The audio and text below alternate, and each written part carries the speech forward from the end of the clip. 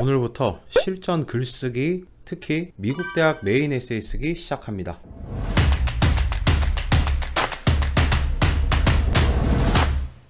네, 반갑습니다. 저번 시간에 유니크함도 어느 수준까지 좀 맞춰야 된다? 이런 내용에 대해서 한번 나눠봤었죠. 오늘은 메인 에세이인데 실전 글쓰기입니다. 우리 학생들이 또 어머님들 아버님들께서 어떻게 지도하시면 되는지 저희가 하는 방식 한번 나눠보도록 하겠습니다. 채널을 통해서 사실 학원 자랑이나 학원 얘기를 아주 많이 하진 않았던 것 같아요. 뭐 보시는 분들은 어떻게 생각할지 모르겠지만 그래도 나름 대한민국에서는 가장 많은 학생들이 찾아와서 대학을 준비하는 곳이거든요. 특히 메인 에세이나 미국 대학, 캐나다 대학, 홍콩, 싱가포르 등등 대학을 준비하는 곳으로는 그래도 꽤 실력도 있고 꽤 네트워크도 있고 또 가장 중요한 성과도 있는 곳이라 자부합니다. 그 중에 한 팩터는 결국은 메인 에세이겠죠. 메인 에세이는 다시 한 번 말씀드리지만 나의 매력을 말하는 거예요. 질문이 없어요. 커먼앱의 메인 에세이 7가지 프롬프트가 있다고 하지만 그거는 여러분들이 이제 자기 자신의 매력을 발산하기 위해서 한번 생각해 볼 수 있는 코너스톤 or 그냥 한번 생각할 수 있는 계기점을 마련해 주는 것 뿐이고요. 사실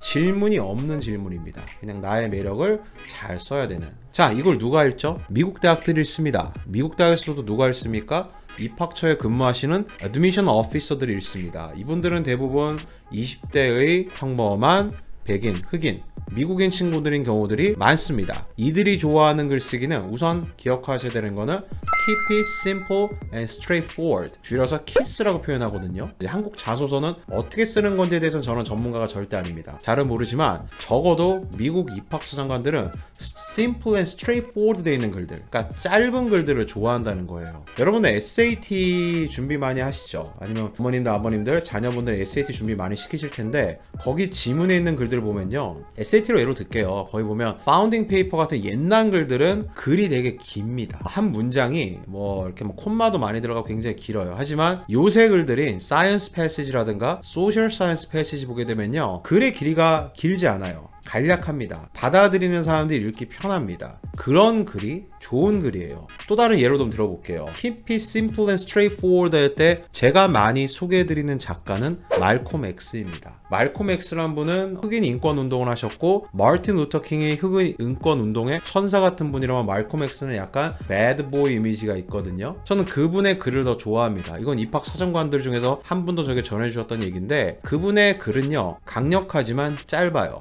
메시지를 받아들이는 사람이 받아들이기 훨씬 편합니다. 마틴 루터 킹이란 분은 좀 다른 스타일이시죠. 훨씬 더 감정이 호소하는 분들이 많으셨죠. I have a dream, 멋있죠. 하지만 사실 메인 에세이 650자, 그걸 읽는 다음에 1분 30초 정도 걸리는 짧은 글은요, 사실 저는 말콤 X의 글이 여러분들이 참고하시기 훨씬 더 효과적이라고 봅니다. 자, 두 번째 말씀드리고 싶은 부분은 이거예요. 미국적인 글쓰기와 한국적인 글쓰기가 굉장히 다르다는 겁니다. 자, 한국은요, 글 제일 잘 쓰시는 분들이 타고 싶은 상 중에 하나는 이상 단편문학상이에요. 미국에서 글을 잘 쓰시는 분들이 타고 싶은 상은요, 퓰리처상이에요. 좀 다릅니다. 한국 단편문학상, 이상문학상 같은 경우는 단편이기 때문에 스토리도 물론 중요하지만 글을 풀어내는 스타일 자체가 중요해요.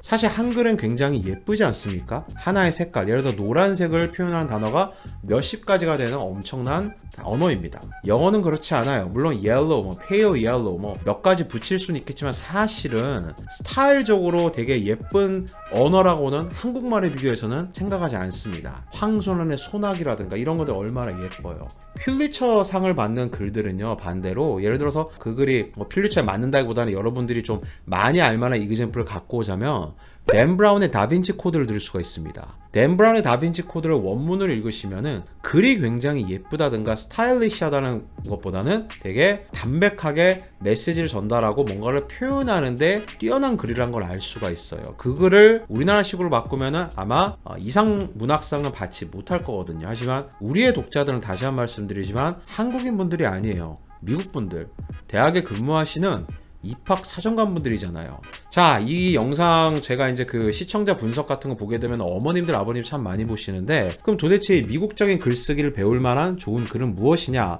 내가 영어를 잘 못하는데 댄 브라운 원문을 보긴 좀 그런데 하시는 분들은 네이버거나 아니면은 저기 험책방 이런 데 가시면은 두유 전쟁이라는 책이 있어요. 두유 전쟁.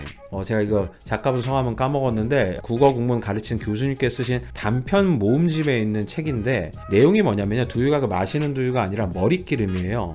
이게 줄거리가 참 재밌습니다. 한 사람이 있는데 머릿기름이 굉장히 많이 나와요.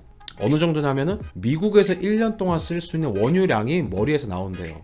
CIA가 이 정보를 입수합니다. 이 남자를, 한국에 있는 이분을 납치하려 합니다. 한국도 이분을 놓아줄 수는 없습니다. 얼마나 많은 자원이 한 사람의 머리에서 나오는데요. 그 둘 간에 뭐 반미 내용도 좀 들어가고 어쨌든 둘이 싸우는 얘기인데, 자, 이게 글 자체가 물론 예쁜 것도 있지만 내용 자체가 되게 독특하고, 제가 봤을 때는 한국 사람이 쓴 가장 미국적인 글쓰기라는 생각이 많이 들어요. 그런 글들을 쓰게 되면, 이런 스타일로 쓰게 되면은 미국 독자들이, 우리가 또 이 글 메인 에세이를 썼을 때 읽고 감동했으면 하는 미국 대학에 있는 입학 사정관분들께서 좋아하실 만한 글쓰기라고 생각이 들거든요.